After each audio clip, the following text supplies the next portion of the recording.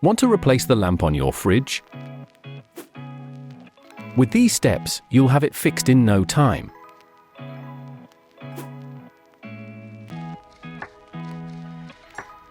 What do you need?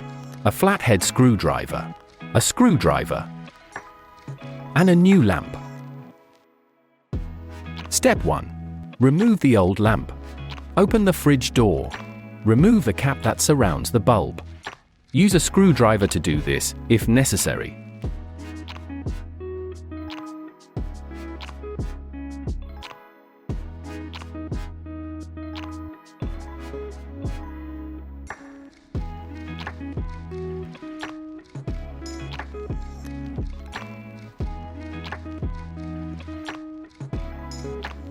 In this case, the fridge has an LED. If your fridge still has a bulb, you can twist it out and replace it. If not, disconnect the cable and remove the LED from its housing.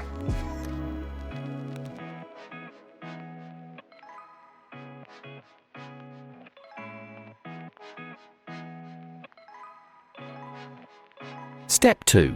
Insert the new lamp. Place the new LED into the housing where the old one was. Then connect the cable. Replace the cover in the same way it was fixed.